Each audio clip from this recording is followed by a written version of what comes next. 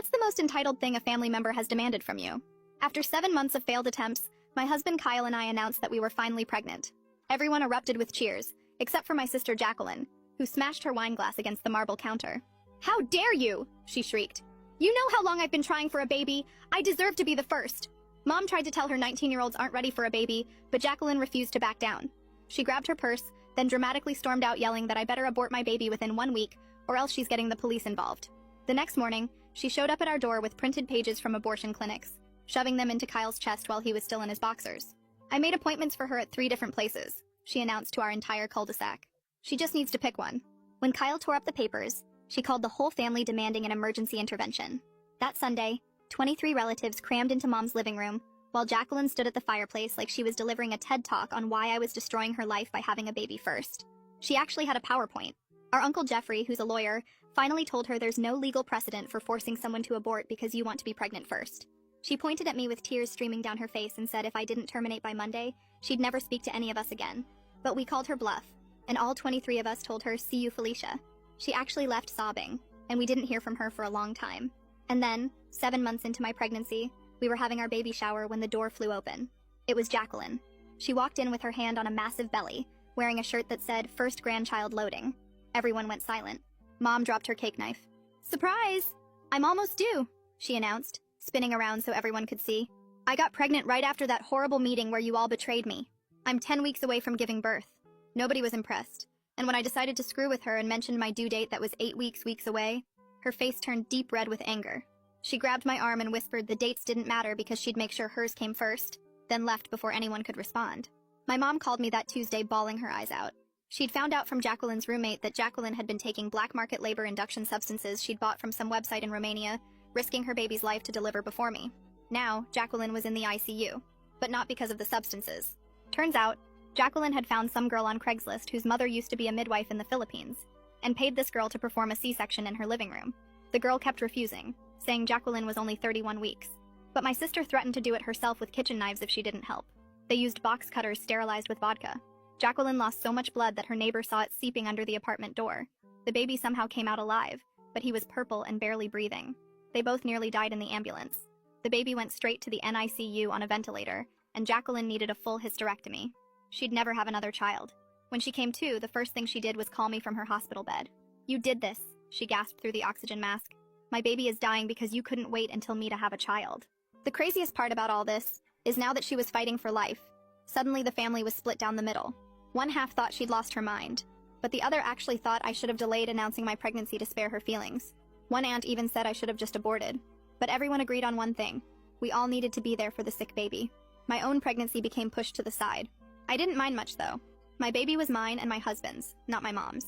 It just sucked how anytime I mentioned anything exciting, the conversation got redirected.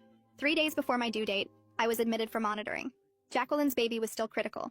The doctor said the next 48 hours would determine if he'd survive. The scariest part was that I could see her through my doorway, standing in the hall between the NICU and maternity ward. And she wasn't looking at the rooms or the nurses passing by.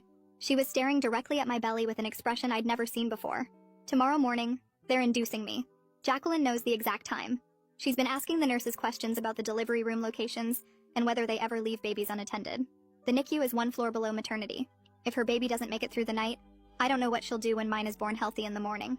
The clock showed 3 a.m. when I woke up to Kyle's voice in the dark, already talking to someone on his phone about Jacqueline asking the nurses where babies get taken after delivery. He was pacing by the window, explaining how she'd been watching the hallways and timing how long nurses stayed in each room. The charge nurse on the other end promised to add a special security code to my chart right away and alert the whole night shift.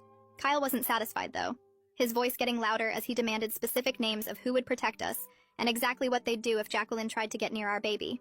His hands were shaking as he wrote down names on the hospital notepad, asking about door locks and panic buttons, and whether security could physically stop someone from entering our room.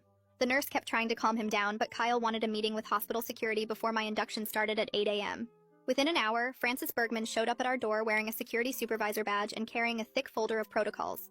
He walked us through every single safety measure they had, showing us pictures of the electronic badges that tracked everyone's location, and explaining how the infant security tags would trigger an automatic lockdown if anyone tried to remove them or take a baby past certain doors.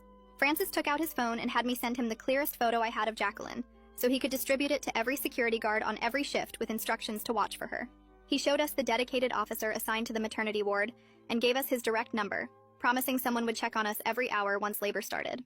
At 5 a.m., someone knocked, and Olympia Hicks from Social Services came in with a clipboard full of forms, explaining she needed to document all the threats Jacqueline had made for potential CPS involvement. She sat in the uncomfortable visitor chair asking detailed questions about every interaction, every threat, every time Jacqueline had mentioned our baby, while I felt my face burning with embarrassment at having to tell a complete stranger about my family's mess. Olympia explained the process for getting an emergency restraining order and said she could start the paperwork right now if we wanted, that a judge could issue it before the baby was even born. My phone started buzzing non-stop as Mom apparently told everyone in the family group chat about the security measures we'd requested. Half my cousins thought I was being dramatic and overreacting to a new mother's stress, while the other half started sharing stories I'd never heard before about times Jacqueline had scared them or done something unstable when she didn't get her way. My aunt sent 3 paragraphs about how Jacqueline had keyed her car after not being invited to a party in high school, and my cousin mentioned finding Jacqueline going through her purse at Christmas looking for birth control pills to throw away. Uncle Jeffrey sent a private text saying he knew a detective named Cyrus Powell who specialized in these cases and could fast-track a police report if we needed one. I hesitated for a second, worried about making everything worse and turning this into an even bigger family war. But Kyle grabbed my phone out of my hand and typed back, YESPLEASE in all caps before I could stop him. A nurse rushed into our room looking worried and told us Jacqueline's baby had taken a bad turn overnight with his oxygen levels dropping so low they had to increase the ventilator support and add more medications. She said the NICU team was doing everything they could, but the next few hours were critical, and despite everything Jacqueline had done, I felt my chest tighten thinking about that tiny baby struggling to breathe because his mother couldn't wait 2 more months. The morning shift nurse came in at 7 a.m. and went over the whole delivery room setup with us, pointing out on a map where each nurse would be stationed and emphasizing that babies were never, ever left alone, even for a second. She showed us the matching ID bands we'd all wear with special numbers that had to match exactly, or alarms would go off. And she seemed genuinely concerned as she promised to personally stay in the room with us through the entire delivery, no matter how long it took.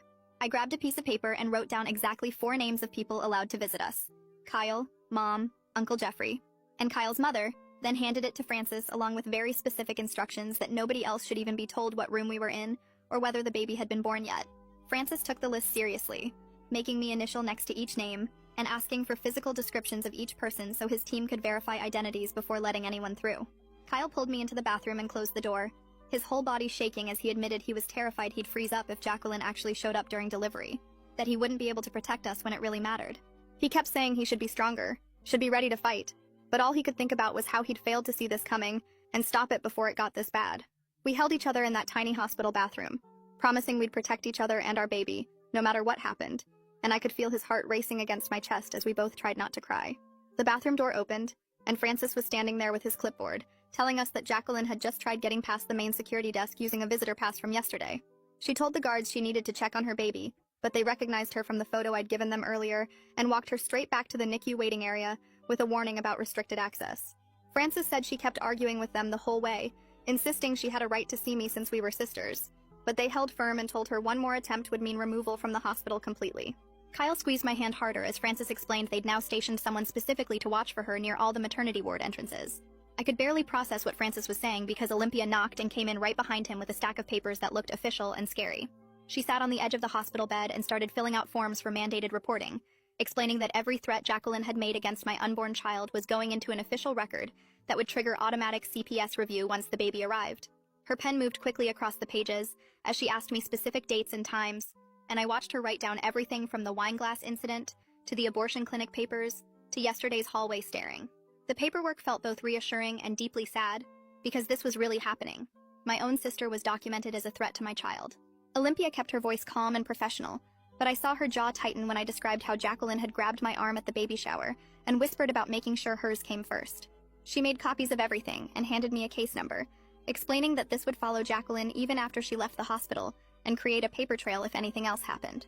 Mom showed up while Olympia was still there, looking like she hadn't slept in days, and she started crying the second she saw all the official paperwork spread across my bed. She kept saying she was sorry for all the family pressure and how some relatives were taking Jacqueline's side. But then in the same breath she said she couldn't choose between her daughters and hoped I understood. I told her she didn't have to choose. She just had to respect my boundaries and keep Jacqueline away from us. And she nodded, but I could see in her eyes that she didn't really get it. She kept looking at the CPS forms like they were weapons I was using against Jacqueline instead of protection for my baby. My phone rang and it was Detective Cyrus Powell, Uncle Jeffrey's contact, calling to confirm he was opening an investigation into the illegal surgery and needed details about any threats Jacqueline made before or after the home C-section. I put him on speaker so Kyle could hear too, and started giving him dates and times while Kyle held my hand because the early contractions had just started, making my voice shake as I tried to remember everything.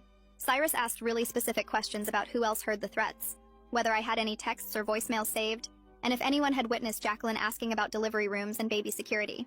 He said the illegal surgery case was solid since they had the confession from the woman who did it, but the threats against me would strengthen the overall case and might lead to additional charges. A knock interrupted our call, and a woman in a suit came in carrying more papers, introducing herself as the hospital's legal representative who needed me to sign forms creating an extra privacy lock on my medical chart.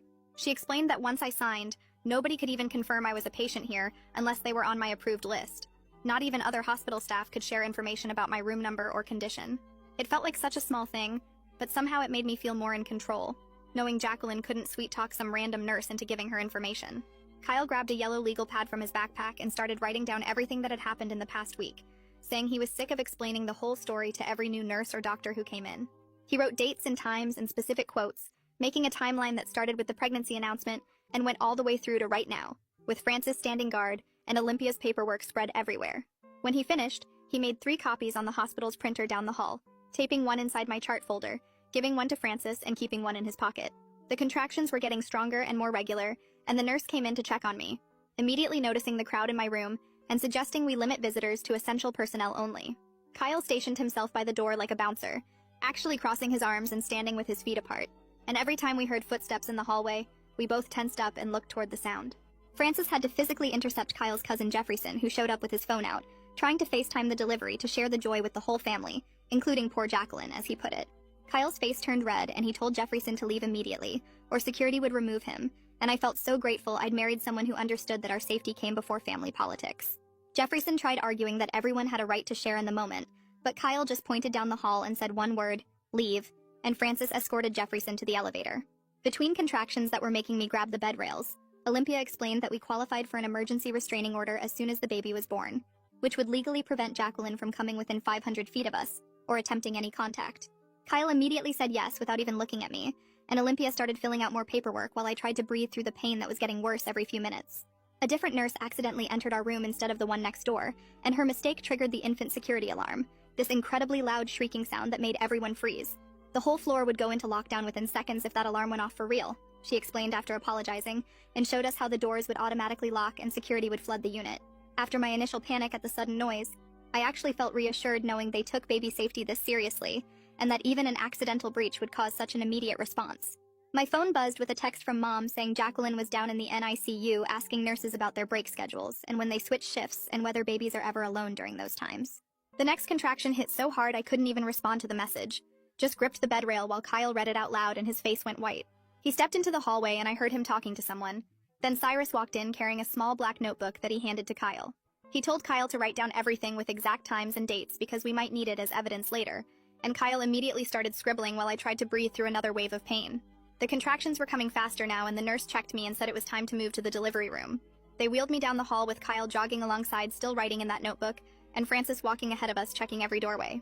The delivery room was bright and cold, and they started explaining all the security stuff again, showing us the matching wristbands we'd all wear, and the special tag that would go on the baby's ankle that would set off alarms if anyone tried to take her past certain doors.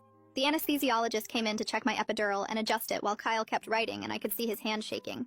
The doctor arrived and checked me and said we were ready to start pushing, and suddenly there were more people in the room, nurses getting everything ready, and one of them stayed right next to me like she promised.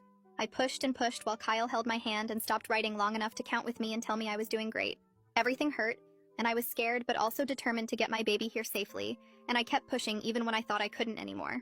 At 7:23 a.m. she came out screaming, and they put her right on my chest all wet and warm and perfect, while Kyle started crying, and the nurse immediately snapped those security bands on her tiny ankle and my wrist. For those few minutes, nothing else existed except her little face and Kyle's tears and the weight of her on my chest. They cleaned her up while she stayed on me and did all the checks they needed to do without taking her away, and Kyle took pictures with his phone while tears ran down his face. Within an hour, they moved us to a recovery room way down at the end of the hall, past all the other rooms and away from the elevators, and Francis came with us to make sure our names weren't posted anywhere. The room had no nameplate on the door, and Francis checked that the computer system showed us as private patients with restricted information. Kyle pulled the nurse aside and they worked out a code word system, where if we said pineapple, it meant to immediately take the baby to the locked nursery, no questions asked. The head nurse wrote pineapple in red marker on the shift report and showed it to every nurse coming on duty. My phone started blowing up with messages from family demanding pictures and asking why we hadn't announced anything yet. And Kyle grabbed it and typed one message to the group chat, saying we were taking private time to bond and wouldn't be sharing anything right now. The responses came flooding in with people calling us selfish and saying we were being dramatic, and one cousin said we were punishing the family for Jacqueline's mistakes. Kyle turned my phone off and put it in the drawer and said we didn't need to deal with any of that right now. Cyrus knocked and came in with his notebook and asked me to give an official statement about all the threats Jacqueline had made, but he kept it short since I was exhausted and still bleeding and trying to figure out breastfeeding. He mentioned the girl who did the surgery was questioned by police and would definitely face charges for practicing medicine without a license and endangering a child. He left after about 10 minutes, and then Dr. Sanford came by to give us an update on Jacqueline's baby.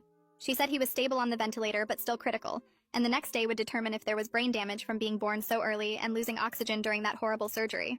I held my healthy daughter closer and felt sick with relief that she was okay and guilty for feeling that way when my nephew was fighting for his life one floor below us. Dr. Sanford said Jacqueline was asking about us constantly, and the psychiatric team was concerned about her fixation, but she was too weak to leave her bed, so we were safe for now. Kyle's mom texted that she saw something on social media, and when Kyle checked his phone there was a post from Jacqueline saying I stole her thunder, and ruined her life by refusing to wait my turn, and she'd tagged every single family member she could think of. The post had pictures of her in the hospital bed looking pale and sick with captions about how I'd forced her to take desperate measures, and now her baby might die because of my selfishness. Kyle immediately took screenshots of everything before she could delete it, and added them to the folder he'd started with all our evidence. The comments were already piling up with some family members defending her, and saying we should have been more considerate, and others telling her she needed serious help. Francis came back to tell us someone had been calling the nurses' station, pretending to be different family members, trying to get our room number, but they couldn't provide the security code, so no information was given out. 20 minutes later, a woman in a suit knocked and introduced herself as the hospital's PR person, and she was holding a folder with printouts from Facebook and local news sites. She sat down next to Kyle's mom and started explaining how someone had leaked details about the illegal surgery to Channel 7, and now reporters were calling the hospital asking for statements. She told us not to post anything online or talk to any reporters if they somehow got our phone numbers, and handed us a card with the hospital lawyer's number just in case. Kyle took photos of everything she showed us, including a Facebook post from someone claiming to be a nurse here, talking about the crazy sister who did her own C-section. The PR lady left after making us promise 3 times that we wouldn't engage with any posts or comments about the situation. Olympia knocked about an hour later carrying a thick folder and looking more serious than I'd seen her before. She pulled a chair close to my bed and explained that CPS had to open an investigation because of how Jacqueline's baby was born, and they needed statements from everyone who knew about her threats. She kept saying we weren't being investigated and we were just witnesses, but she needed to know every single thing Jacqueline had said about taking my baby or hurting herself. I told her about the intervention and the PowerPoint, and how she'd grabbed my arm at the baby shower while Kyle added details I'd forgotten, like the exact words she used. Olympia wrote everything down in her notebook and asked if we had any texts or voicemails from Jacqueline, which Kyle immediately pulled up on his phone. She took pictures of everything, including the screenshots from social media, and said this would help protect both babies from any future incidents. After she left, Kyle went to talk to the nurses about visitor protocols, and came back looking upset. He'd found out someone had called 7 times in the past 2 hours, claiming to be his mother trying to get our room number, but they kept failing the security question we'd set up.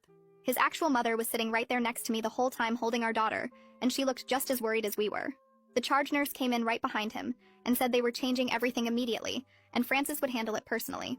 Within an hour, Francis was back with a whole new system, including visitor badges that needed photo ID and matching wristbands that changed color every day. He showed us the new list where he'd personally verify every single visitor and assign someone to walk them to our room instead of letting them wander the halls. He also moved us to a different room at the very end of the hallway with only one way in and cameras covering the whole corridor. Kyle's mom helped us pack everything while the baby slept in her bassinet, and we settled into the new space that felt more like a bunker than a hospital room. Mom showed up the next morning with red eyes and shaking hands. She sat on the edge of my bed and asked if she could bring Jacqueline for just 5 minutes to meet the baby, because maybe seeing her would snap Jacqueline back to reality. She kept saying it might help heal the family and make Jacqueline realize what she'd done wrong. I looked at Kyle and then back at Mom and told her absolutely not, and there was no way Jacqueline was coming near my daughter after everything she'd threatened. Mom started crying harder and said I was being cruel and tearing the family apart, but I didn't chase after her when she left. I just held my baby closer and tried to focus on feeding her while Kyle rubbed my back. My phone rang and it was Cyrus calling with an update. He said Sterling Waite had given a full statement about finding Jacqueline bleeding on the bathroom floor and calling 911, and the woman who did the surgery had confessed everything. She told police that Jacqueline had threatened to hurt herself if she didn't help, and showed them the text where Jacqueline said she'd use kitchen knives if necessary. Cyrus said the evidence was overwhelming, and charges would definitely be filed once the prosecutor reviewed everything, which would probably happen within the week. He also mentioned that Jacqueline might face charges too, once she was mentally stable enough to stand trial, but that could be months away. Olympia came back that afternoon with a different folder and a gentle smile. She said she needed to do a postpartum mental health screening with me, which felt weird since we both knew my stress wasn't normal new mom stuff. She asked me questions about sleeping and eating and crying, and then acknowledged that what I was going through was way beyond typical, and she wanted to connect me with someone who could help. She'd already arranged for a trauma therapist to come see me tomorrow right here in the hospital room so I wouldn't have to leave the baby. While she was finishing her notes, my phone buzzed with a text from my aunt saying I should publicly apologize to keep the peace and think about family unity. I didn't even respond, but just showed Kyle, who grabbed my phone and blocked her number while muttering something about people being insane. Francis burst through the door looking angry and out of breath. Someone had tried to get onto our floor using a visitor sticker they'd stolen from the cardiac unit, but security caught them at the elevator when they couldn't answer basic questions about who they were visiting. The person ran before anyone could grab them, but we all knew exactly who it probably was, even though Francis couldn't say for legal reasons. Kyle stood up and said enough was enough and asked Cyrus to come back immediately. When Cyrus arrived, Kyle had already printed out everything, including the security footage Francis had shared, and all the screenshots and texts and threats. They sat at the little table in my room, filling out paperwork for an emergency restraining order, while I nursed the baby and tried not to cry. Cyrus said the judge would hear our case tomorrow morning through video conference, so I wouldn't have to leave the hospital, and based on the evidence, we'd definitely get at least a temporary order. Kyle held my hand, while Cyrus explained that the order would prevent Jacqueline from coming within 500 feet of us, or trying to contact us in any way, including through other family members. The door opened, and Dr. Sanford walked in, carrying a clipboard, and looking less worried than before. She pulled up a chair next to my bed, and started explaining that Jacqueline's baby was doing better than yesterday, actually breathing over the ventilator for a few minutes at a time now. The numbers on his charts were going up slowly, and while it wasn't some miracle recovery, it was definitely progress. I held my daughter closer and felt this weird mix of relief and guilt, because I'd been praying for that baby, even though his mom wanted to hurt mine. Kyle squeezed my shoulder while Dr. Sanford showed us the charts, and pointed to the improving oxygen levels. About an hour later, a different woman knocked, and came in wearing a badge that said, Child Protective Services. She sat down with this thick folder, and started asking if we'd thought about taking Jacqueline's baby, if he survived, but couldn't go home with her because of the criminal investigation. My whole body went cold and I looked at Kyle, who was already shaking his head. The worker kept talking about kinship placement and family preservation while I felt like I couldn't breathe because I'd just given birth yesterday, and now they wanted me to take care of a sick premature baby whose mother was threatening us. Kyle stood up and told her firmly but politely that we needed to focus on our own newborn, and that taking on a medically fragile infant while dealing with ongoing threats would be dangerous for everyone involved. The worker wrote something down and said she understood but had to document that she'd asked. I started crying from relief that Kyle said what I couldn't get out of my mouth. My phone rang 20 minutes later, and it was Mom sobbing and begging us to reconsider the kinship placement. She kept saying it was the only way to keep Jacqueline's baby in the family, and maybe help Jacqueline not completely lose her mind. I told her there were other relatives who could help, that she had siblings and cousins who didn't just have a newborn and weren't being threatened. Mom said none of them would do it and we were the baby's only chance, but I had to hang up because I couldn't handle the guilt trip on top of everything else. Francis burst through the door about an hour later with 2 other security guards behind him. They had Jacqueline between them, and she was screaming at the top of her lungs about us stealing her baby's only family and destroying her life on purpose. She'd somehow gotten past the desk and made it all the way to our room before they caught her. The other patients in nearby rooms were peeking out their doors looking terrified, while Jacqueline kept yelling that we were murderers and thieves. Francis and the guards dragged her toward the elevator while she kicked and screamed the whole way. I felt horrible that all these other new moms trying to recover had to deal with this chaos. A psychiatrist showed up within 30 minutes and asked us questions about what just happened before going to evaluate Jacqueline. He came back 2 hours later and told us she was showing signs of postpartum psychosis combined with trauma from her baby's condition and the consequences of her actions. He'd already started the paperwork for an involuntary psychiatric hold, which meant she'd be transferred to the psych ward and couldn't leave until doctors cleared her. The CPS worker came back that afternoon and clarified that they were looking at all options for the baby, including his father's family who lived in another state. She said we weren't actually the first choice, and she just needed to document that she'd explored every possibility. The relief hit me so hard I almost threw up, because I'd been imagining trying to care for 2 babies while looking over my shoulder for Jacqueline. The next morning was our restraining order hearing, and they wheeled in this whole video setup so I wouldn't have to leave the room.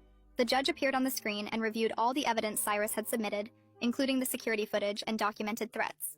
He asked a few questions about specific incidents, and then granted a temporary restraining order that would keep Jacqueline at least 500 feet away from us, and ban any contact attempts for 30 days. He scheduled the full hearing for next month when we'd have to go to the actual courthouse. After the hearing, Kyle asked Francis to show him exactly what to do if the infant security alarm went off. They spent an hour going through the whole drill with Francis showing him the secure areas and emergency procedures. Kyle practiced over and over until he had it memorized and knew exactly where to go and what buttons to press. Watching him take it so seriously and work so hard to protect us made me love him even more than I already did. That afternoon, I sat with my phone and recorded everything that had happened from the very beginning. I talked for almost 2 hours going through every threat and incident with specific dates and times and details. I saved the recording in 3 different places, including sending it to Uncle Jeffrey and uploading it to a cloud account Kyle set up just for evidence. Having my own record of everything made me feel less helpless and more in control of what was happening to us. The discharge planner knocked on our door the next morning with a thick folder and a worried look on her face. She spread out maps on my bed showing different routes from the hospital to our house with certain streets highlighted in yellow. She explained the yellow ones were the most public and had the most cameras in case we needed proof of anything happening. Kyle took pictures of everything with his phone while she wrote down the direct number for police dispatch that would skip the regular 911 operators. She gave us cards to give our neighbors with a photo of Jacqueline and instructions to call police if they saw her near our property. The whole thing felt like we were going into witness protection instead of just taking our baby home from the hospital.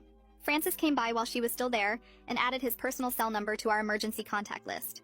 He said he'd already talked to the security company that monitors our neighborhood about adding extra patrols past our house. 3 days later, when they finally cleared us to go home, Kyle spotted his cousin Jefferson sitting in a car in the visitor parking lot with a big camera. Francis checked the security monitors and confirmed Jefferson had been there for 2 hours already waiting for us to come out. We packed everything into bags while Francis arranged for maintenance to bring a cart through the service hallways. The baby stayed wrapped against my chest under my jacket as we followed Francis down empty corridors I didn't even know existed. We went through the hospital kitchen where the staff barely looked up from their prep work. Kyle carried our bags behind us, checking over his shoulder every few steps. The loading dock smelled like old garbage and diesel fumes, but our car was already there with the engine running. Francis had moved it himself using Kyle's keys, so nobody would see us in the regular parking garage. We strapped the baby in while Francis stood guard, and then drove out the back exit that delivery trucks use. Kyle took 3 different turns checking the mirrors before finally heading toward our actual neighborhood. Jefferson never even knew we'd left and probably sat there for another hour waiting for nothing. At home, everything looked exactly the same, but felt completely different knowing what we were dealing with. I jumped when our neighbor's dog barked and kept checking the locks even though I'd just checked them 5 minutes before. The baby would cry, and I'd wonder if someone outside had made a noise that scared her. Kyle stayed up after I finally fell asleep, sitting by the window with his phone ready to call 911. We switched places at 3 in the morning when the baby needed feeding, and I took over the watch. Neither of us got more than 2 hours of sleep at a time those first few nights. Every car that drove past made us both freeze and listen until it passed. The doorbell rang on our 3rd day home, and we both panicked until we saw Cyrus through the peephole. He came in carrying a box with a security camera system that some victim fund had paid for. He spent 2 hours installing it on our porch and showing us how to check the feed from our phones. He positioned it to cover the entire front yard and sidewalk so we'd have video of anyone approaching. While he worked, he took more photos of the threatening messages on my phone for the criminal case file. He told us the prosecutor was taking this seriously and building a solid case for when Jacqueline was stable enough to face charges. The next morning, I found a cardboard box on our porch that hadn't been there the night before. The security camera showed Mom had left it at 5 in the morning when it was still dark. Inside were baby clothes from when Jacqueline and I were little, all washed and folded perfectly. Her note said she loved us, but needed time to figure out how to process everything that had happened. She promised to respect our boundaries, but hoped we knew she was thinking of us. I cried holding those tiny outfits, remembering when things were simple and Jacqueline was just my annoying little sister. That afternoon, my phone rang with the hospital number, and my stomach dropped thinking something happened with Jacqueline. But it was Dr. Sanford calling with an update on the baby's condition. She said he'd started breathing on his own for 15 minutes at a time without the ventilator. His brain scans looked better than expected, though they wouldn't know about delays until he was older. The prognosis had shifted from critical to serious, but stable, which should have made me happy. Instead, I felt guilty for wishing he would just stay sick enough that Jacqueline couldn't use him against us somehow. 4 days later, Kyle's phone rang at 2 in the morning with a number we didn't recognize. The voicemail was Jacqueline's voice, shaky and furious, saying we'd destroyed her life and stolen her baby's future. She rambled for 3 minutes about how we'd turned everyone against her and ruined her chance at motherhood. Kyle called Cyrus immediately, even though it was the middle of the night, to report the violation. Cyrus said she must have used another patient's phone at the psychiatric facility, which was a serious breach. The restraining order hearing was scheduled for that Friday, and the judge appeared on our laptop screen from his courtroom. He reviewed the stack of evidence Cyrus had submitted, including the security footage and voicemail from that week. He asked us a few questions about specific incidents and whether we felt our safety was at risk. After 20 minutes, he extended the temporary order to a full year with criminal penalties if violated. He made it clear that any contact attempt would result in immediate arrest once she was released from psychiatric hold. The relief hit me so hard I started shaking, and Kyle had to finish answering the judge's final questions. 2 weeks later, Olympia called to tell us they'd found placement for Jacqueline's baby with his father's parents in Oregon. The grandparents were stable, financially secure, and had no criminal history or concerning behaviors. They'd already started the interstate placement process and would take custody as soon as the baby was medically cleared. She confirmed we were officially removed from consideration as caregivers, which felt like a huge weight lifting off my shoulders.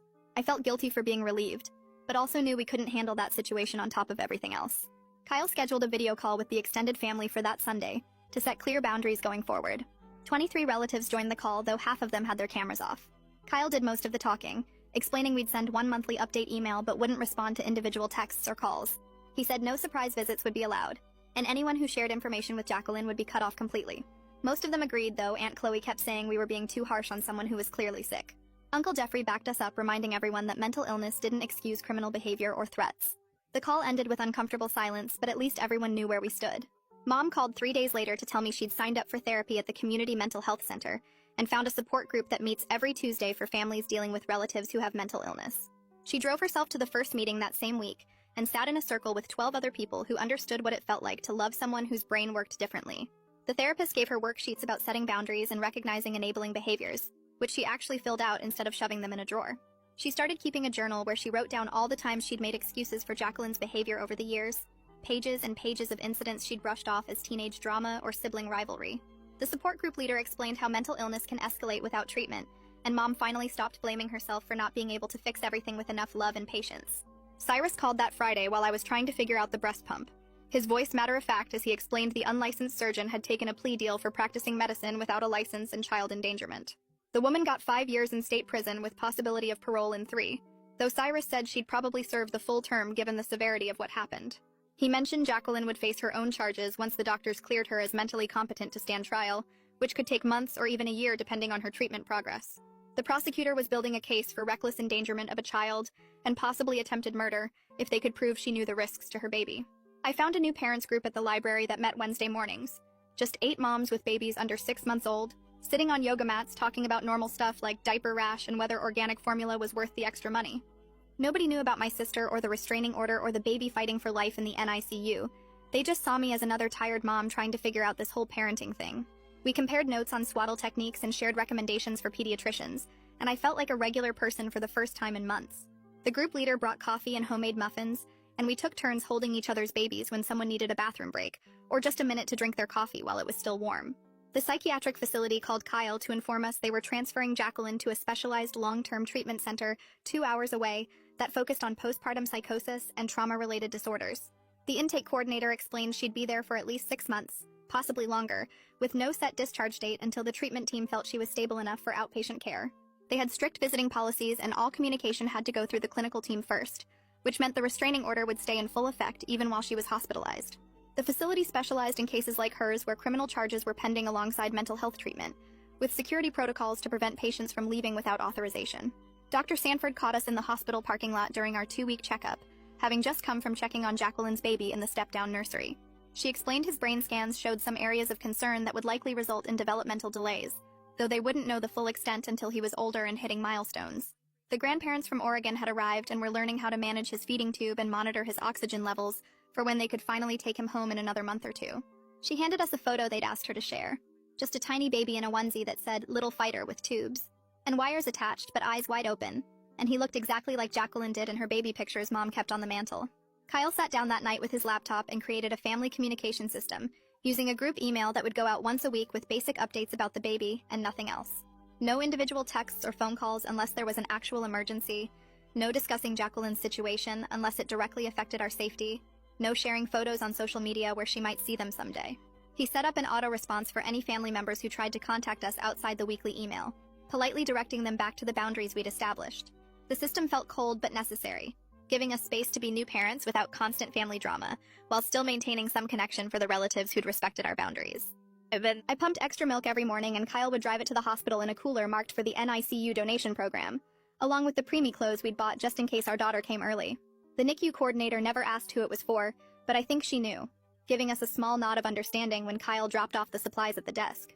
We never visited Jacqueline's baby directly, but this felt like the right amount of help, supporting an innocent child without putting ourselves back in danger. During a 2 a.m. feeding when the house was completely quiet except for the white noise machine, I held my daughter against my chest and felt her tiny heartbeat while she drank. The family drama wasn't fixed and probably never would be completely, but we'd built walls around our little family that felt strong enough to protect her from the chaos. My phone sat silent on the nightstand, No angry texts or guilt trip voicemails. Just peaceful darkness and the soft sounds of my baby breathing. That's a wrap for now. Thanks for just hanging out and exploring all these little details with me. Until next time, subscribe for more content like this.